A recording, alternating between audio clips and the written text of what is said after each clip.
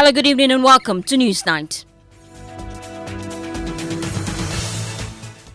Coming up in the next 60 minutes, GPRTU threatens to increase transport fares by 60% in New Year as soon as the emission levy bill, which is requiring petrol and diesel vehicle owners to pay 100 cedis annually, takes effect. Yes, in the letter we indicated that if nothing is being done about it, we will increase our fares not less than 60%. We have details as Minority Leader insists government's emission levy bill has not been properly thought through. What sort of tax is this? It's regressive. It's regressive because the person using a motorbike should not pay the same tax to the person using Lexus NX 570.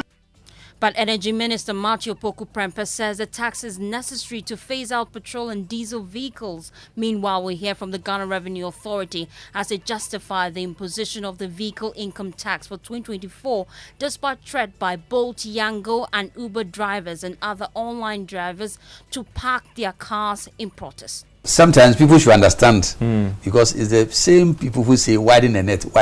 And like we started, you said we are focusing on the same people all the time and we are creating fatigue. And when we are trying to widen the net today, say, why are you going to this area? Why are you going to this area?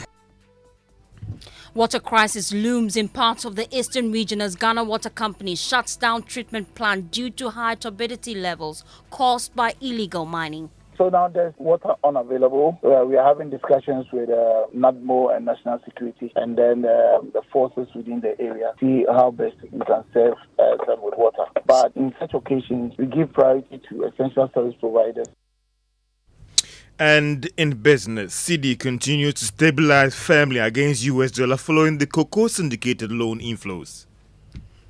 Also, NAT fights off claims by NDC flag bearer John Mahama that some teachers aided students to cheat during the BEC and WASI examinations.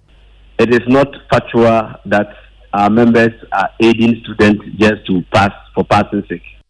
We have details as the association say they will support any sanction imposed on teachers found misconducting themselves. Well, we have rules and regulations guiding our work. So if a teacher is caught during examination, the teacher must be made to face the law.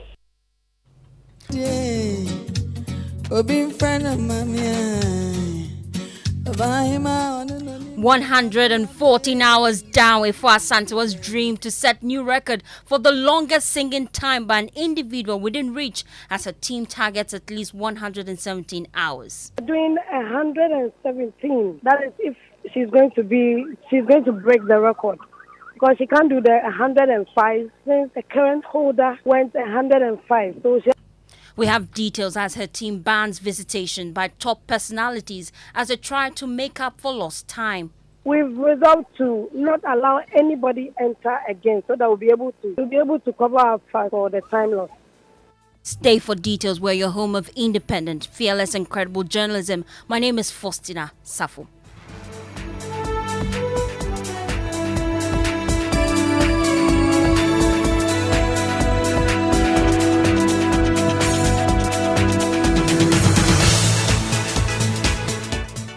Let's settle for details now. The Ghana Private Road Transport Union is threatening to increase transport fares by 60% as soon as the emission levy bill comes into effect in the new year.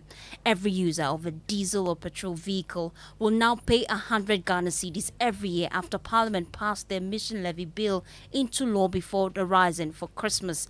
Government says this levy will help Ghana stay within its commitment to the climate change agenda. Minority Leader Dr. Salato Forson says the tax has not been well thought through. What sort of tax is this? It's regressive. It's regressive because the person using a motorbike should not pay the same tax to the person using Lexus NX 570. The Speaker, so we should be careful what we are legislating on. The Speaker, aside that, the second leg is a tax on carbon dioxide equivalent emission from specific sectors. The Speaker, and these are the sectors. Construction sector. So if you have a construction company and you produce any form of what I don't go describe as smoke, smoke. The Speaker, one ton of smoke is 100 Ghana cedis per annum. How are you going to measure that? Tell us, how are you going to measure 1 ton of smoke? The Speaker, 2 tons, 200 Ghana, 3 tons, 400 Ghana, 4 to 5 tons, 500 Ghana. So how are you going to measure it?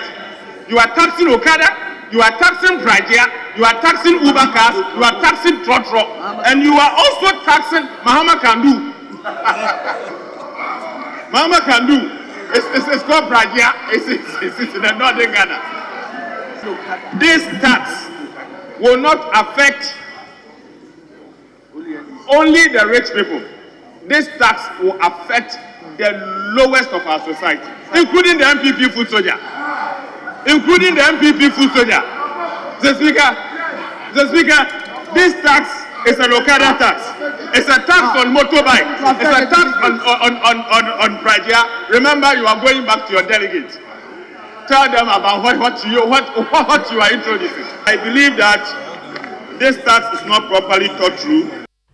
But Energy Minister Dr. Marty Opoku-Prempeh says the world is moving on from internal combustion vehicles, and this new levy is to help propel the country to the new era of electric vehicles. By 2030, combustion engines will be outlawed in parts of Europe. Where most of our cars come, we will not get those combustion engines or spare parts to come and repair those cars here. And it will become extremely punitive and even more expensive to even bring such car parts. The whole world is moving. I was with you in COP28. And we all learned the fact that the world is moving. The climate change agenda, Mr. Speaker, was assented to on behalf of Ghanaians by President John Dramani Mahama. And Ghana made its contributions. And it included trying to minimize pollutants. Yes, before the climate warming. If you wouldn't even learn about what is happening in this world, no wonder we are where we are. You are talking about taxing generators. In whose tenure did Ghana become populated with generators? Thank you. Because, so when you have my brothers on the opposite side, blowing both hot and cold, that's what we will have in this country. Under President Mahama, we signed the Paris Climate Accord.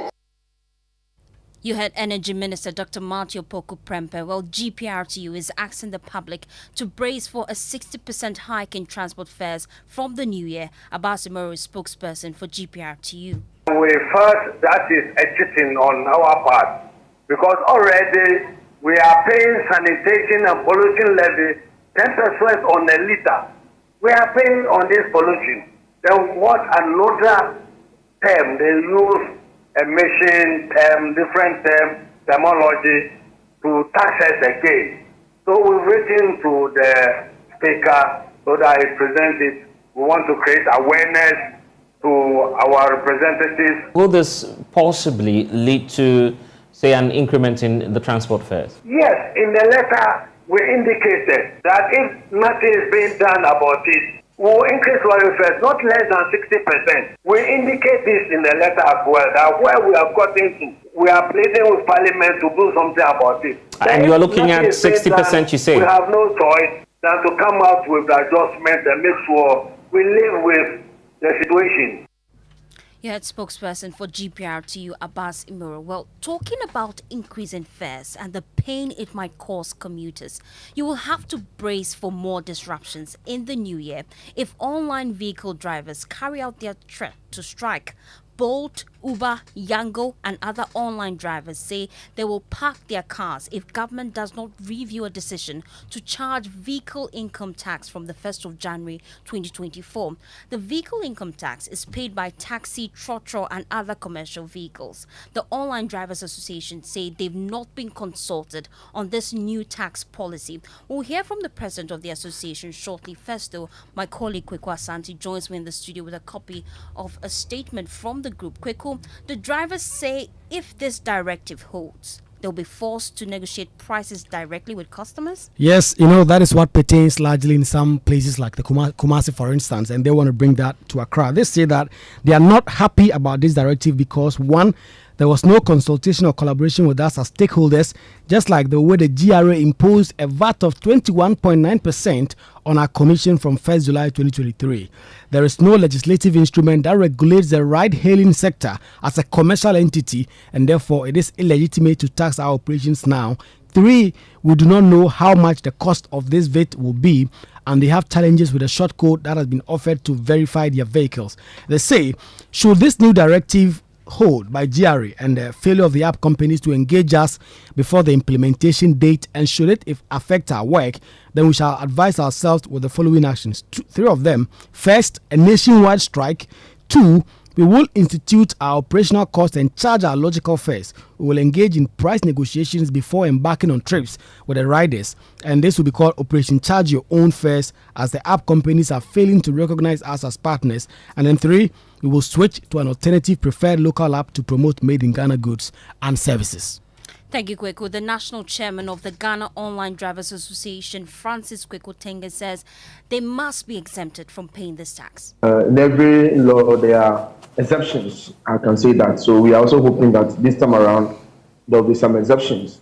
Because our work, as I said, or as we said earlier on in our statement, there has not been any legislation to officially operations as commercial drivers in Ghana since 2016. Have you engaged the Revenue Authority already on these concerns that you're raising? Officially, we are waiting for GRA to actually engage us, because we have sent them a copy of our letter.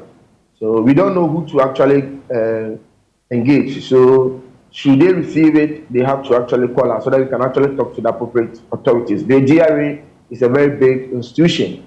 You might be speaking to someone who is not actually a final decision maker.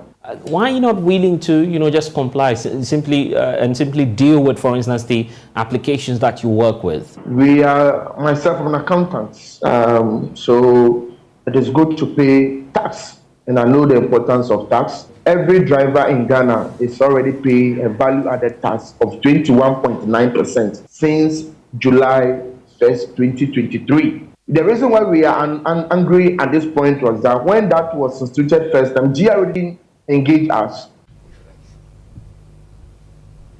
Well, meanwhile, the Ghana Revenue Authority has justified the decision to impose the vehicle income tax on ride-hailing services, insisting it is part of measures to widen the tax net. Commissioner General Reverend Dr. Mishidayo Wusuamwa says they also want to target persons operating in the e-commerce space. He's been speaking in an yet to be aired interview for PM Express Business Edition.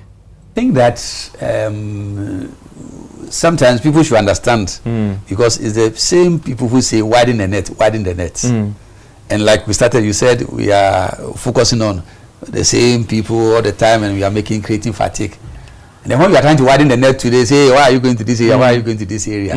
But people are worried about the impact on the cost of living, because these firms would definitely pass on these costs to them. If without them, and you might be hitting your target, maybe let's excuse them. So then where is the widening the net? So I think that is people should, and sometimes when they say these things, they said in 2 years in come some sort of thing. It's important that we deepen and widen the net. And if there are some industry players, some sectors that are not in, it's important that we keep on looking at it. Because if there is somebody doing a business, and that business is not on, for example, we talked about, in fact, one of the things that we put in our strategy is the emerging business lines. You had Commissioner General of the Ghana Revenue Authority, Reverend Dr. Mishidayo Wusuamwa, speaking on a yet-to-be aired interview on PM Express.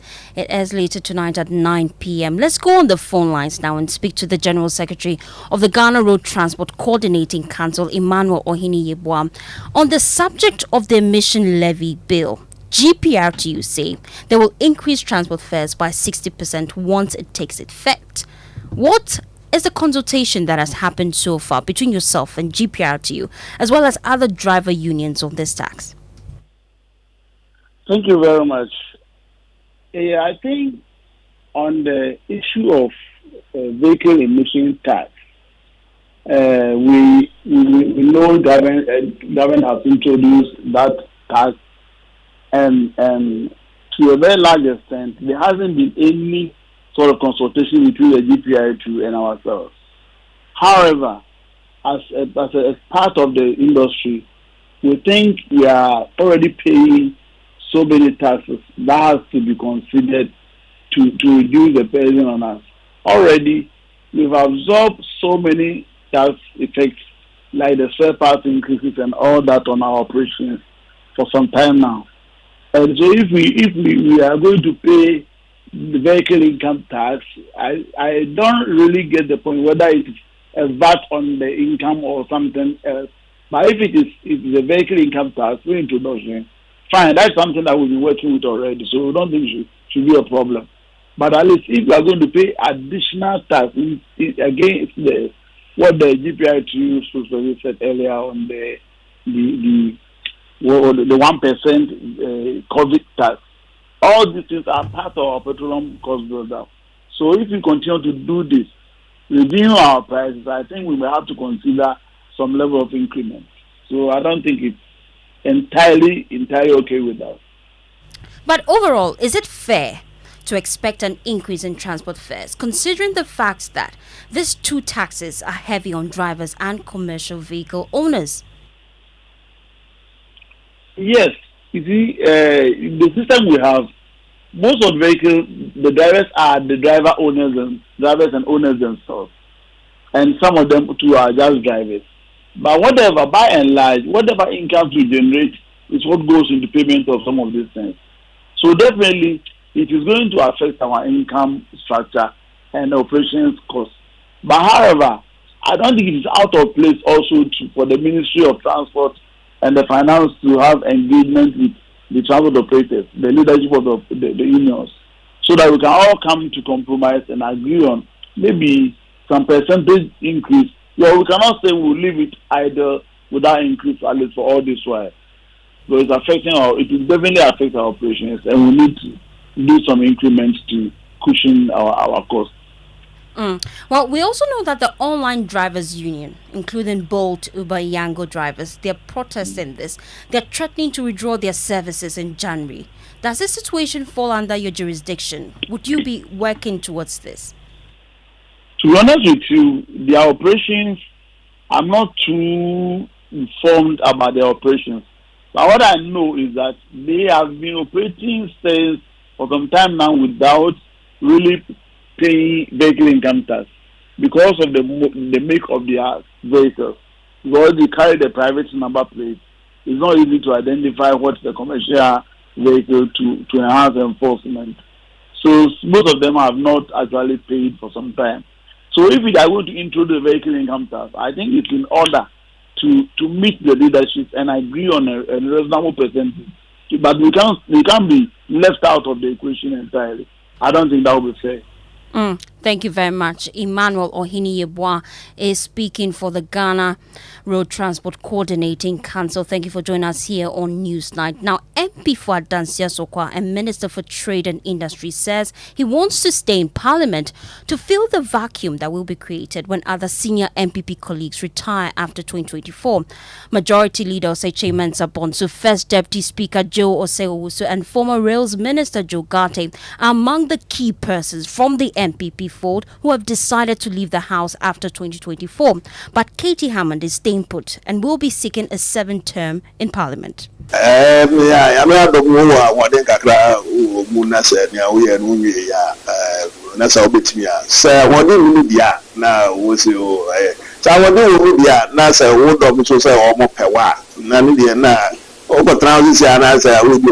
by the grace of God you have some strength to continue and your people still want you to run, then you don't have to disappoint them. I'm the only person who has filed in the constituency. There were 5 folks, but I'm the only one to file. And I'm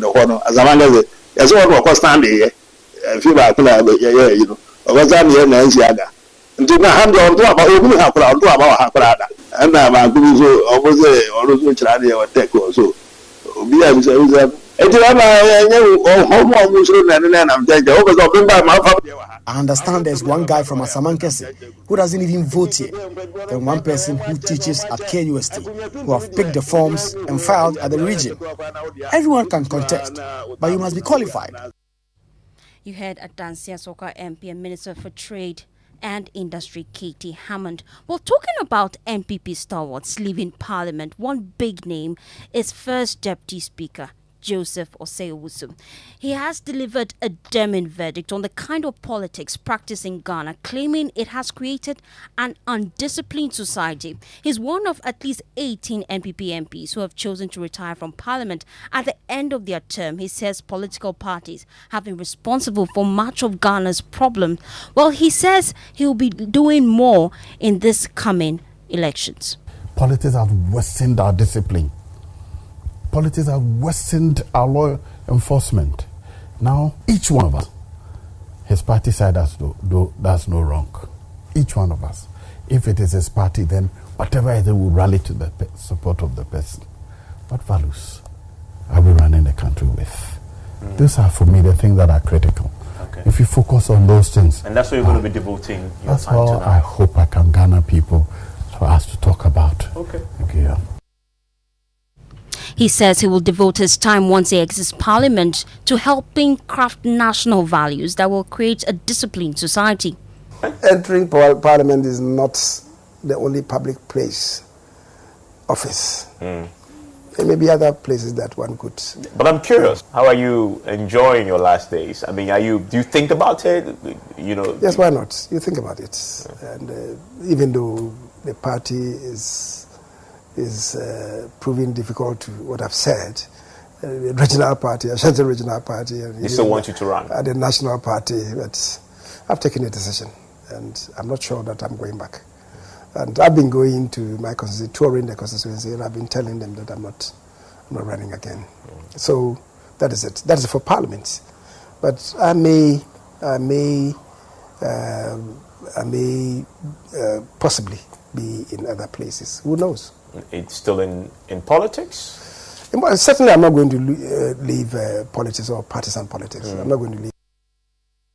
You heard Osei Chairman Sabonsu, who is majority leader and one of the 18 MPs exiting Parliament. Well, he says he will spend more time with his family. He will not be drawn into speculations that he might be chosen as running mate to NPP flag bearer Dr. Mahmoud Bawumia.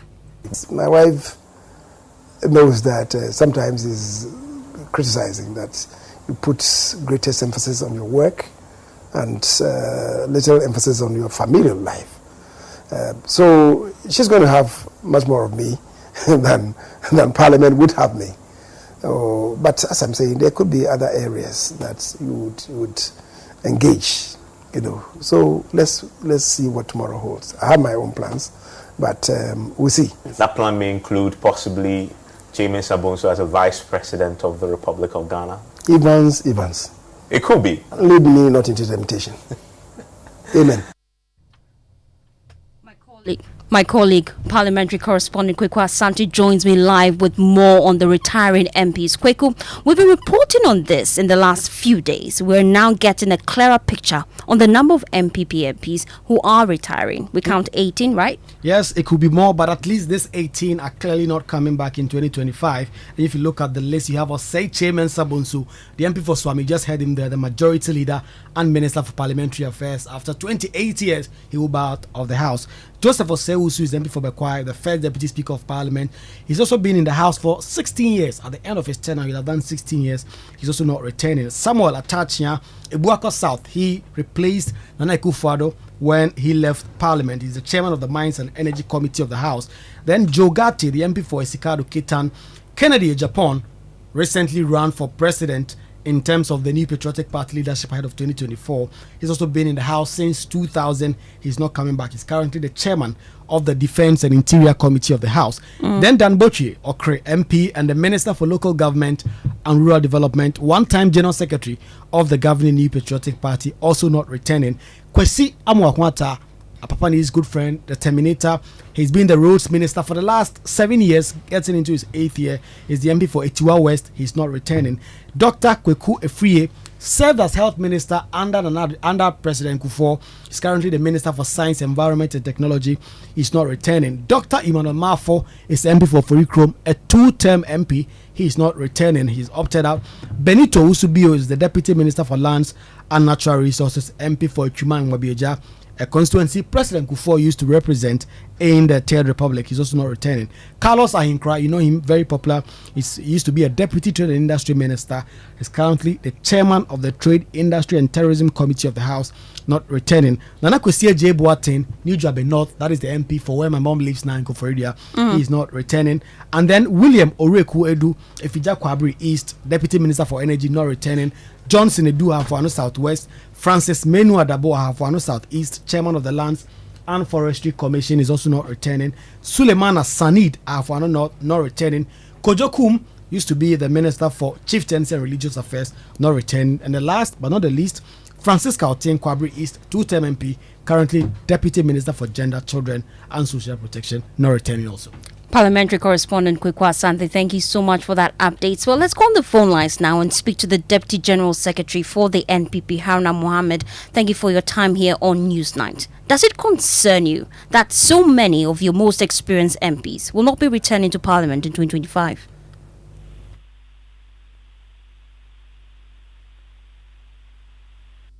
We're trying to reposition our lines to reach out to Haruna Mohammed, who is General Secretary of the NPP. We're discussing the number of MPs that would be exiting Parliament. So far, our count is 18. At least 18 NPP MPs have chosen to bow out of Parliament. Well, we're repositioning our lines. We'll reach out to him shortly. I'm told we have him now. Now, thank you so much, Haruna Mohammed. I'm asking, does it concern you that quite a number of your most experienced MPs will not be returning to Parliament in 2025? Thank you very much. I think that we have informally seen the names that have been compiled and being sent on social media with regards to some of our very experienced MPs who will not be contesting. By tomorrow, we'll have a formal report of those who will not be going. However, the New Patriotic Party has always positioned themselves well when it comes to parliamentary representation. We encourage the use of mentorship and also to make sure that we get the right persons to fill those particular positions. Even though Parliament will be losing out experienced hands in terms of contribution, in terms of procedure, and what have you. If you look at the likes of D.H. Mensah, the likes of Hagman Osadman, the likes of Papa Osua Nkrumah and Co., when Parliament was so very interesting at those days, you could see that we have been able to bring up new persons in the form of the current majority leader who was in that Parliament. But you are seeing more from him. You see Afenyo Martin, you see Habib Idris and Co. So new upcoming politicians and members of Parliament or representatives from the NPP has always contributed their quota. And with the exit of these experienced ones that you are mentioning, I believe that we will still get more and more experienced ones that will be joining. You've seen that Samia Oku is in the contest, and there are several other new people who are also contesting to come in. And I believe that they will also be contributing their quota to party and the country. And I think that the NPP, even though we'll be losing these experienced hands, we'll also be getting new people who will be taking over from them. There has always been a room for us to build that ground for people to come in, and I think we'll be able to serve that particular purpose. The best is representation, and once they are able to represent and contribute their quota to Ghana's development, I think that the NPP will have a very better chance of getting better people to represent us. Well, Haruna, the majority leader suggests that the party might not be entirely happy that he's retiring. We'll come to you shortly for your reaction on that, but let's listen to his own words. Even though the party is proving difficult to what I've said, the regional party, I shan't say regional party. They still want you to run? The national party, but I've taken a decision, and I'm not sure that I'm going back.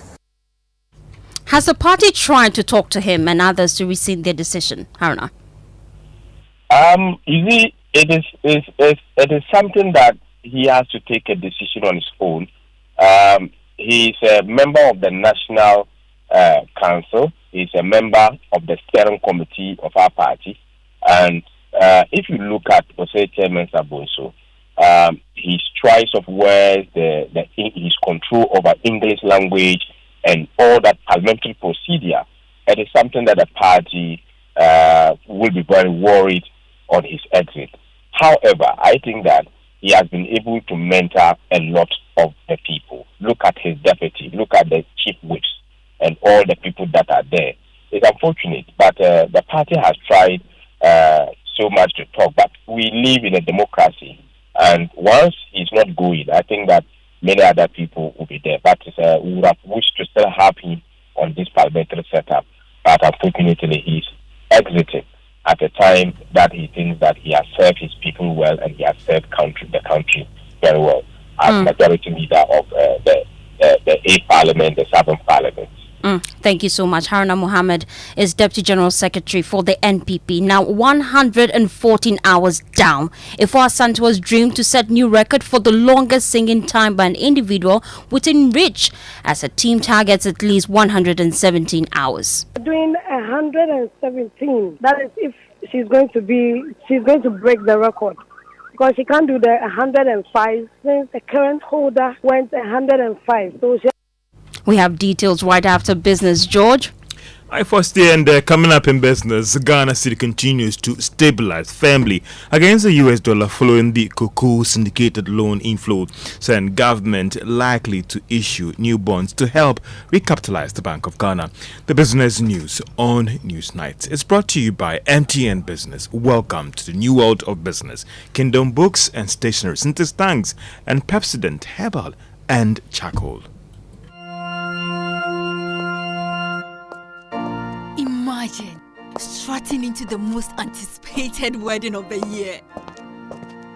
Only to see 7 other girls wearing your exact same outfit.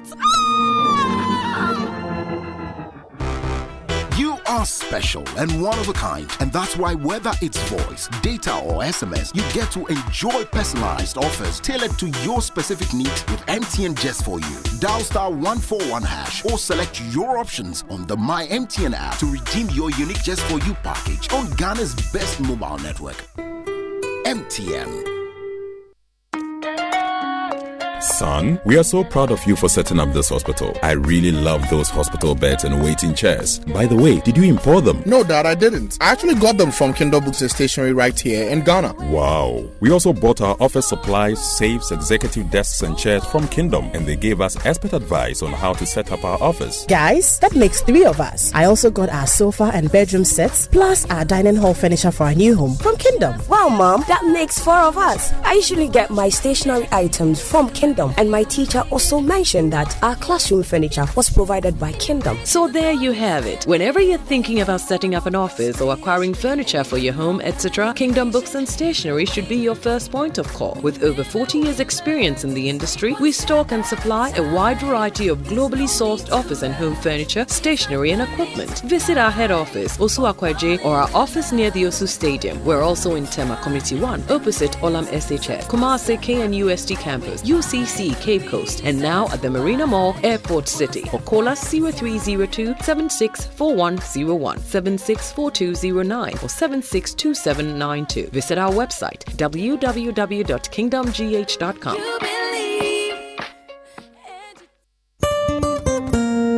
No matter your water needs, Syntex has it all. Syntex Tank was first to introduce double layer tank, and now you can have as many layers as you want. Syntex Tank was first to introduce white inner layer tanks in Ghana, and now introduces the customer specs order, which will let you order any color and size you want. Syntex Tanks gives you the biggest warranty of 7 years, which no other tank gives you. So whatever your water consumption, size of project or demand, choose Syntex Tank. Syntex Tank, stress-free. Syntex Tank, reliable. Syntex Tank, maximum guarantee. Call 0244-335-168, Kumasi 0505-555-666, or visit syntexgh.com. Syntex Tank, ɛyɛ strong, ɛyɛ tough.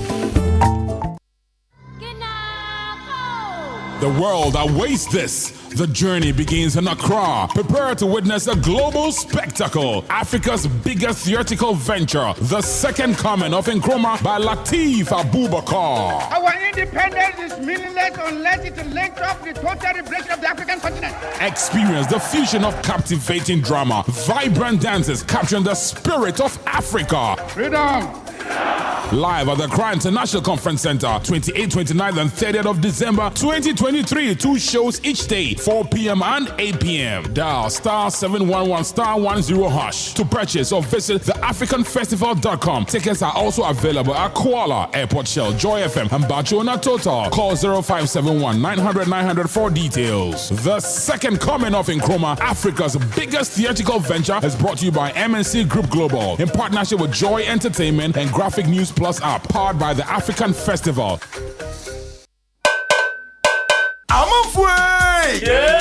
Media Sambisanda Moa. Etiam Ratiano, Mumu, Panet, Mufinamo, Podompe, Mumana Yakono. Eh, Quabna. No, Mumu wants me to be just Mali, Mariana there. And the crew, corporate Mirinam Bodom, so you super excellent Eba. I had a bunny to Braye, who see it in a mobile, some mana warden. Sir, I na could you soon use super excellent Chaco, Nenry dear, a mouse, when you could fit that. No, what you ask you, my mother feel you. Hey, Kojo, sir. Yeah. Pepsodent Eba and a Pepsodent Chaco. A idea. You're gonna natural. FDIJ Jadion Katuyatu.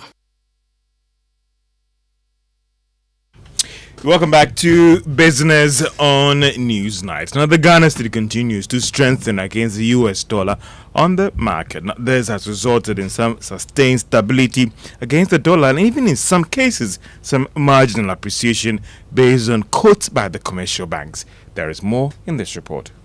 Market analysts are linking the cedi's performance over the past weeks to improved supply of dollars coming from the central bank. They also believe that the recent cocoa syndicated loan inflow has helped boost the Bank of Ghana's reserves, a development that puts the central bank in a strong position to support the local currency. This has sent some signal to the market that the regulator is in the position to meet demand coming from the commercial banks and businesses. That has gone a long way to deal with activities of speculators and lessen demand for dollars and ensure that the supply on the market has specifically targeted those firms that actually need the money for transactions. Some of these bank treasurers have told Joy Business that they expect the cedi performance to be sustained going into next year. Another development that could even consolidate these gains is the expected IMF inflow after the January 11 board meeting on Ghana. And that is a Business Desk report. Now, government could soon issue new bonds as part of its contribution to help recapitalize the central bank. It's coming out that the Bank of Ghana posted a record loss last year due to restructuring of some bonds and the regulator was holding. And the Bank of Ghana itself is taking some measures to help recapitalize the institution. But Bank of Ghana Governor Dr. Ernest Addison says some help is needed from the Finance Ministry. The principal factors that led to the negative equity position of the bank was the domestic debt exchange and the losses from impairments to holdings of government instruments, as well as some of the credit that had been extended to Cocoa Board. So if you add those two alone, you're looking at 54.5 billion or so of impairment. So that's where the problem came from. And obviously this has to be, done in consultation with the government and the Ministry of Finance. And the only way in which you can deal with negative equity position of that magnitude has to be dealt with through the budget, through the issue of recapitalization bonds. So this is an area that we will be looking at closely with the Ministry of Finance and come up with a plan to restore the capital of the central bank. Governor of the Bank of Ghana, Dr. Ernest Addison, and the Chamber of Bulk Oil Distributors have described the dollar auction program as a game changer that has helped in stabilizing petroleum prices and the Ghana cedi. It's coming after the Bank of Ghana carried out its last dollar auction for this year and also released the calendar for the first quarter of 2024. Dr. Frank Ekofori is Chief Executive of the Chamber of Bulk Oil Distributors. At any point in time, yes, we needed more based on you look at the demand trajectory and how the supply has been.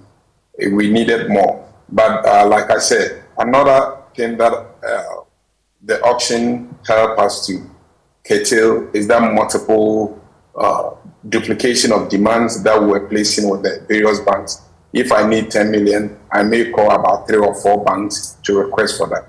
All these were artificially pushing extreme pressure on the cedi against the dollar. So when at any point in time you look at our demand profile, we require minimum between average between 220 to about 400 million, depending on the product that we are bringing into the country at a point in time and the stocks that existed. So coming into the market with, let's say, $40 million or $80 million a month was not necessarily adequate.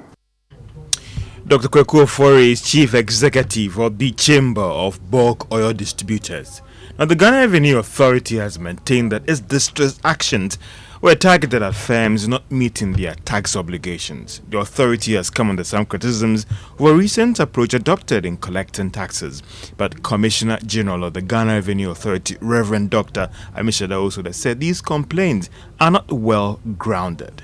We've had engagement with some of these people who are complaining, and sometimes after the engagement they seem to appreciate where we are coming from. I've had meetings with TAG, I've had meetings with Guta, I've had meetings with other business groups.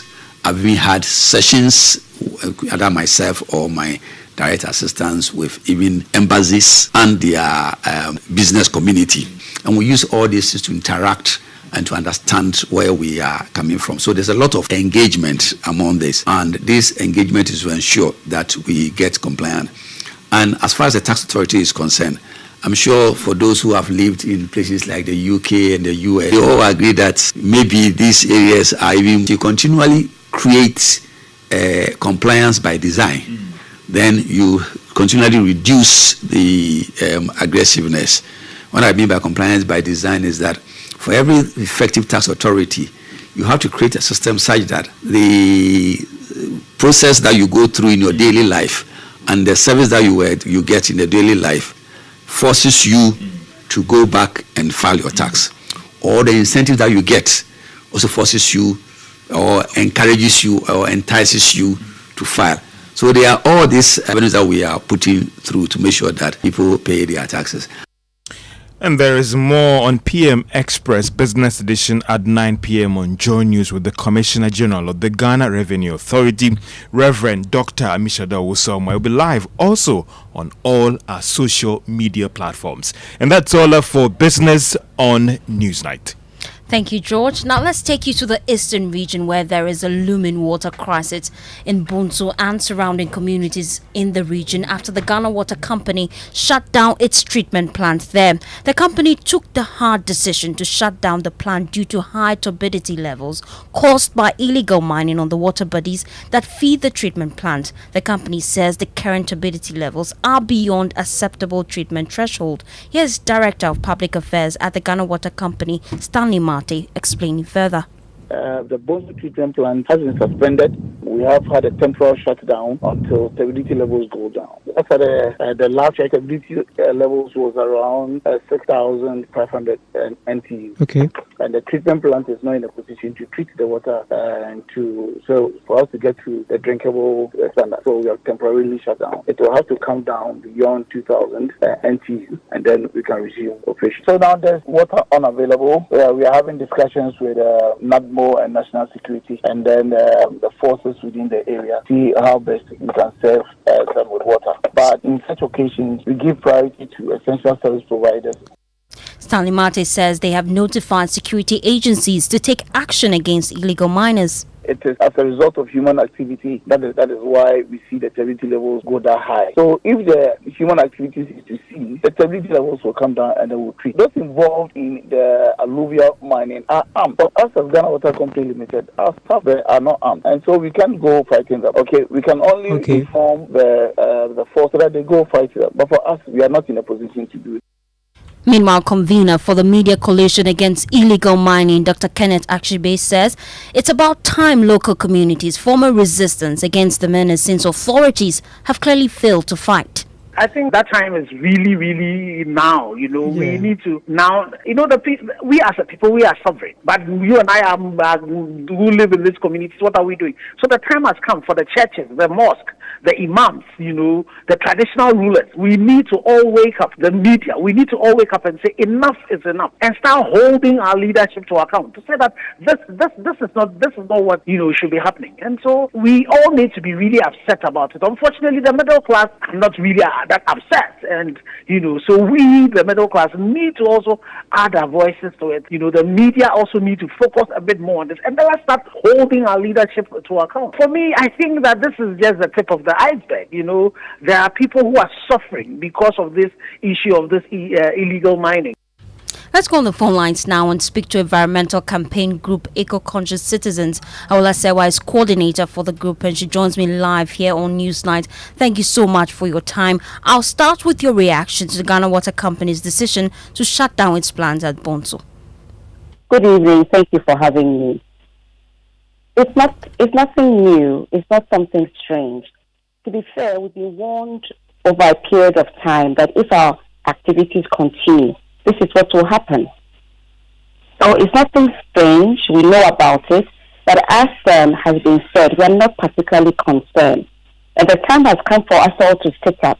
Not to think that it's happening somewhere far away doesn't affect us, because it will get to us. So we all need to come together and demand accountability from our rulers. The illegal mining is not going on just without complicity from the powers that be. They could stop it today if they wanted to. And as I keep on saying, illegal mining doesn't mean you don't have a license. Some people have licenses, but they are operating outside the parameters of their license, which makes their activities illegal. It brings me to my next question. Clearly, this would have dire consequences for the people living there because illegal mining still continues. Yesterday, we heard from 3 communities in the OT region where the chiefs and people there have come together to fight off all forms of mining because of the devastating impact. The question now is, how much of the blame should communities themselves take for watching while illegal mining goes on in their community and they watch unconcerned? Well, I mean, you can say that some of them watch unconcerned, but at the end of the day, we hear of some of the illegal miners who are armed, and it's very difficult. I think Joy did a documentary, Distraction for Gold. We saw members of the military guarding illegal miners, so it's not something that is easy. But again, at the end of the day, we'll all die off if we don't have any water, or if our water is contaminated or polluted. We've seen the increase in kidney disease and maternal death and birth deformity. So, as has been said, enough is enough. Communities need to do far more to resist what is going on, even if they have to lay down their lives, because we're all going to die off anyway if the powers that be continue to be completely irresponsible. I'll use the word again, irresponsible, because they are complicit, and it is through their inaction or action that what is going on is going on. But because it's affecting us, we all need to sit up. And the middle class shouldn't think that it doesn't affect them. When your neighbor's house is burning and you sit unconcerned, it will get to you. We will all wake up one day and have no water or have poisoned water. So we all need to support those who are directly affected as we stand. Support them. If we have to march to Jubilee House, so be it. Use all legal means at our disposal to tell the powers that be that we cannot tolerate ecocide, because what is going on right now is ecocide. But we have to use all legal means to stop it before we all become extinct. The Ghana Water Company has called for help from security agencies to help deal with this problem. What do you expect from them? Well, Well, they should help them. We were the ones prepared to send troops to Benin or wherever because they had a coup d'etat. We're ready to send troops there, yet we can't make sure that within our own country, illegal miners are stopped. I mean, I can't understand this. I'm struggling to understand this. So what I'm saying is that, of course, they should come to the assistance of the Ghana Water Company and help protect the water body so that every Ghanaian can have clean water to drink. It's totally unacceptable, and some people will have to be held accountable for what is going on. Thank you so much. Awala Sewa is coordinator for the Eco-Conscious Group. Now, let's shift our attention to education. The Ghana National Association of Teachers, they are fighting off claims by the NDC flag bearer, John Mahama, that some teachers aided students to cheat during the BEC and WASI examination. Listen to the former president speaking during his Building Ghana tour. After 1 year exams are in many places, one checking Kwadano, they let the children cheat freely. You go to places and the teachers are conniving with the children to cheat. The effect of this will be seen later because you certify these children, you say he's of this standard, either basic BECE or SSCE, and that child will use that certificate, go abroad to a school, and they'll find that in Ghana your qualification is not up to what you say it is. It is going to affect this nation. I think we're just doing it. Anytime the results come, you say, oh, the children have performed better than they ever performed before, and we all know what is happening in the system. Well, President of NAT, Reverend Isaac Owusu, is categorical. There is no evidence to back such claims. It is not factual that our members are aiding students just to pass for passing sake. Yes, for us, dismissing teachers and using independent people to invigilate the exams is neither here nor there. The teachers who invigilate the examination, they are not just there. They are supervised by what we call supervisors, recruited by the West African Examination Council.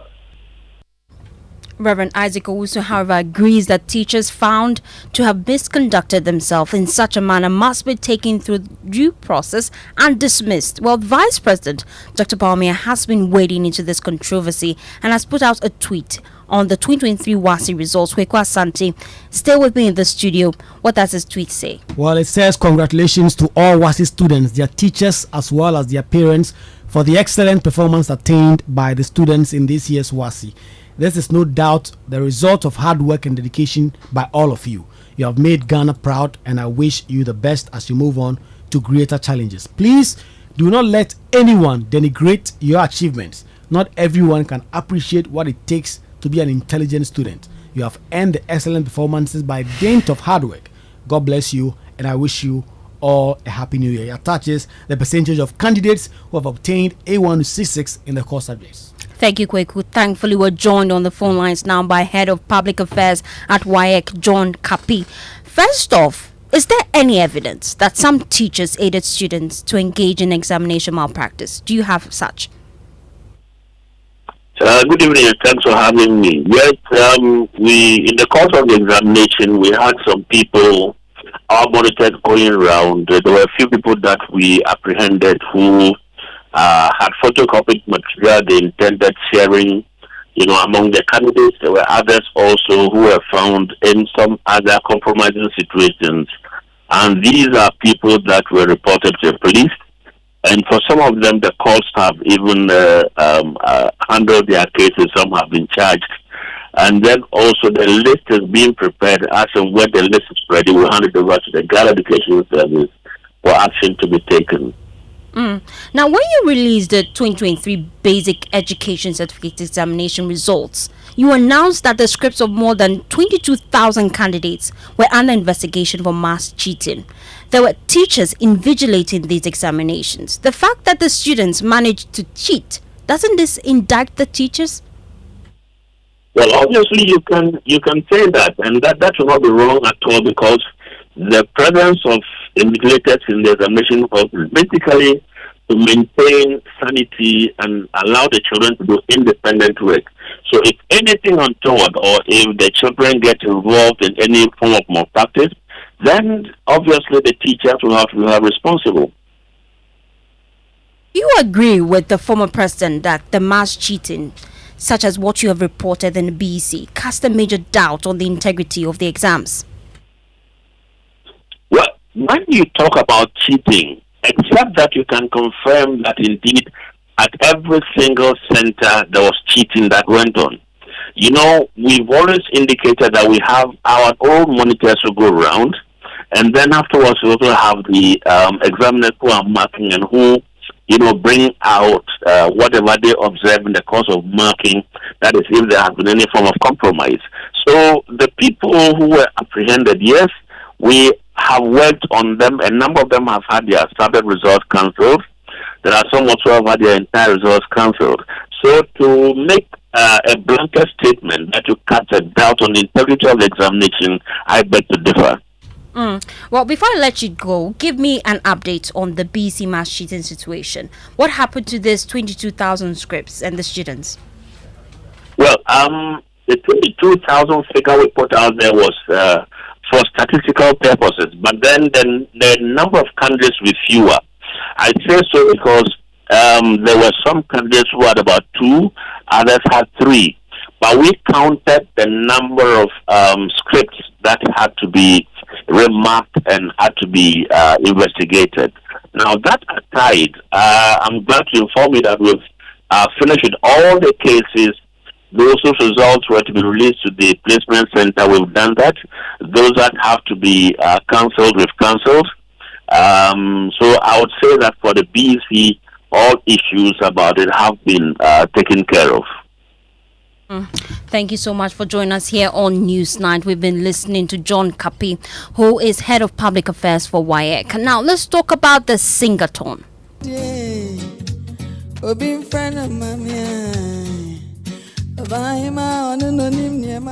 114 hours down, Ifwa Santo's dream to set a new record for the longest singing time by an individual is now within reach as her team targets at least 117 hours of continued singing. The current record is held by an Indian singer, Sunil, who initially claimed he sang for 125 hours, but was officially recognized for 105 hours after validation. Now, almost 7 hours was deducted from Nigerian chef Hilda Basi's 100-hour continuous cooking due to rest breaks, errors, and what have not. Now, this is actually affecting her because she ended up getting just 93 hours 11 minutes. Ifwa's team say they want to avoid this. Listen to lead communicator Abigail Awuni. There are conversations as to, well, now you've done the 105 hours. What really is the strategy for Ifwa right now?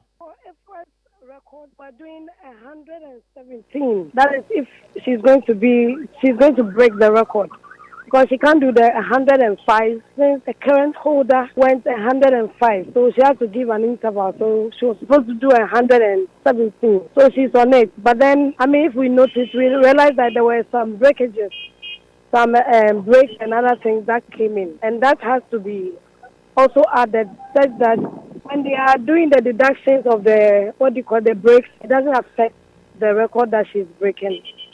I don't know if that's clear. Yes, just a bit clear. 117 hours. Then now, that is her set record out. Maybe she will go more, or probably 170, but we don't know. We can't tell. For now, I'm on the ground. The timer inside is the person who will be able to tell that. Probably, example, an hour of break was, we had an hour of break or 2 hours, so you have to make up for that. Mm-hmm. In that case, if there's a deduction in the time because of the break and other things, it doesn't affect the original time set for her. Is that okay? So she would have to do extra because of the, she had to rest in between and all that, the little breaks that we had. Well, after singing for more than 114 hours, which translates to 4 days and 18 hours, her voice has already shown signs of deterioration. Let's speak to a senior speech therapist at Kolebu Teaching Hospital, Ruby Commodore. Help us understand what really is happening to her voice. Hi, good evening, and good evening to your listeners. I have watched Ifra for some few minutes. The very first day she started, and then today as well. And like you said, a layman person can tell that she's losing her voice as the day goes by. Because now she sounds raspy, her voice is cracky, and she has unstable pitches. You could tell she's really struggling because she sings one line and then she pauses for a minute or two before she comes back. How much longer can she keep going? The probability of she getting to the end is quite high. But again, me personally, I fear her vocal cords may collapse along the way. And I think she may be singing and you not hear anything coming out anymore because it has even started from now. From the way she's singing, you could tell. Now, may she have lost her voice permanently? And if that's the case, what can she do to regain her normal voice? Losing her voice permanently, I wouldn't say yes to it because when you lose your voice permanently, then it means you talk but no one can hear you. In a case, she may have difficulty regaining a normal voice after this challenge because she has stretched it for quite a long time. Singing non-stop for 5 days is a lot.